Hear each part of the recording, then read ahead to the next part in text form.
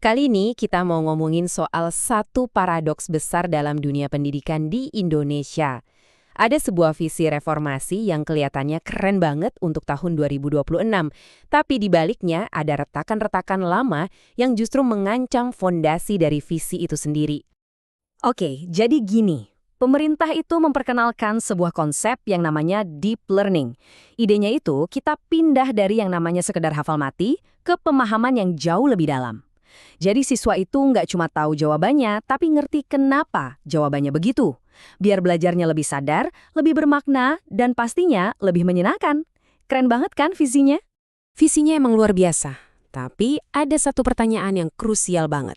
Siapa yang ada di garda terdepan? Siapa yang diharapkan bisa mengubah konsep indah ini jadi kenyataan di ruang kelas setiap hari? Jawabannya ya udah pasti, para guru kita. Nah, disinilah kita mulai ketemu masalahnya. Ada sebuah visi baru yang cemerlang, tapi visi itu seolah dibangun di atas fondasi yang retakan-retakan lamanya belum benar-benar diperbaiki. Ini dia jantung dari paradoks yang akan kita bedah. Pemerintah minta guru jadi fasilitator yang inovatif, yang kreatif, bahkan yang bisa mengintegrasikan AI.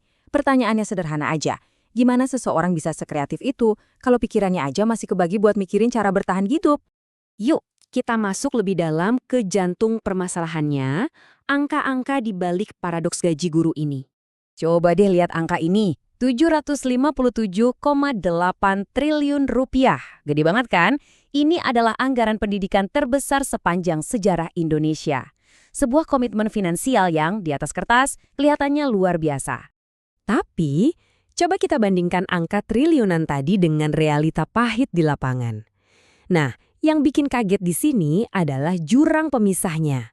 Meskipun anggarannya fantastis, 74% guru honorer yang notabene jadi tulang punggung pendidikan di banyak daerah, penghasilannya di bawah 2 juta rupiah sebulan. Dan kalau kita gali lebih dalam lagi, wah kondisinya lebih miris. Sekitar 20% dari guru honorer itu, artinya 1 dari 5 guru, masih dapat upah di bawah 500.000 rupiah. Ini udah bukan lagi ngomongin soal kesejahteraan, ini udah soal kelayakan hidup kan? Dan masalahnya itu ndak cuma soal gaji loh. Di atas ketidakpastian finansial itu, ada juga ketidakpastian status. Ada hampir 1,4 juta guru honorer yang nasibnya masih menggantung, nunggu kejelasan kapan mereka bakal diangkat jadi pegawai pemerintah. Jadi, poin krusialnya di sini. Kutipan ini ngena banget. Kita nggak bisa dong nuntut kreativitas dari orang yang pikirannya nggak tenang. Dan gimana mau tenang kalau kondisi ekonomi mepet dan status kerjaan nggak jelas? Ini kemudian membawa kita ke pertanyaan berikutnya. Dengan anggaran segede itu, duitnya lari kemana aja sih? Dan apakah dampaknya benar-benar nyampe ke yang paling butuh? Oke, kita lihat alokasinya ya. Emang benar, porsi yang signifikan yaitu 274,7 triliun rupiah itu buat gaji dan tunjangan. Tapi coba perhatiin deh, ini juga soal pilihan prioritas. Ada program besar lain yang juga menyedot dana gede. Contohnya, program makan bergizi gratis yang makan porsi sekitar 29%. Dan ada retakan lain yang benar-benar kelihatan mata. Infrastruktur. Bayangin, ada 1,2 juta ruang kelas di seluruh negeri yang kondisinya rusak, dari yang sedang sampai yang berat. Padahal, ini tempat belajar generasi penerus kita loh. Tentu, pemerintah nggak tinggal diam kok. Ada target yang jelas buat merevitalisasi 71.000 satuan pendidikan tahun ini. Ini adalah langkah yang patut diakui, sebuah usaha buat nambal kerusakan fisik tadi. Tapi ya, ini balik lagi ke perdebatan mendasar. Dan kutipan ini pas banget. Benerin bangunan itu penting, tapi sekolah yang hebat itu sejatinya dibangun bukan dari tembok dan semen, tapi dari kualitas interaksi manusia di dalamnya.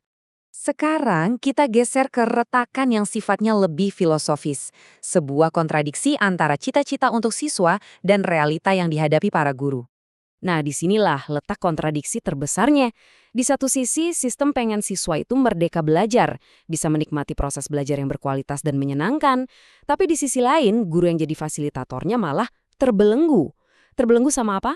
Beban administrasi yang berat, aturan laporan yang kaku, dan status kerja yang nggak pasti. Bahkan program yang niatnya baik, kayak sertifikasi guru buat nunjukin profesionalisme, prakteknya malah sering jadi labirin birokrasi yang bikin pusing. Ujung-ujungnya apa? Waktu dan energi yang harusnya buat ngajar dan berinteraksi sama siswa malah habis buat ngurusin kertas-kertas. Oke, jadi apa hubungannya semua ini dengan gambaran besar negara kita? Yuk kita tarik benang merahnya, karena ini semua adalah fondasi untuk masa depan bangsa. Taruhannya ini gede banget loh. Semua pembicaraan soal visi besar Indonesia Emas 2045 itu pada akhirnya bergantung sama siapa? Ya sama kualitas generasi yang sekarang lagi duduk di bangku sekolah. Generasi yang diajar sama guru-guru yang dari tadi kita bahas kondisinya. Dan mimpi besar itu harus kita sandingkan sama realita hari ini.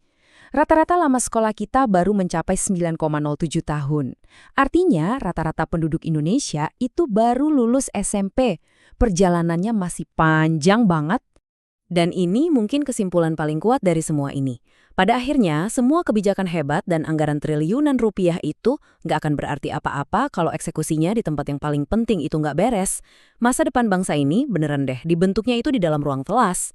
Nah, ini membawa kita ke pertanyaan terakhir. Setelah kita lihat semua retakan ini, mulai dari kesejahteraan guru, infrastruktur yang rusak, sampai birokrasi yang membelenggu, pertanyaannya jadi begini.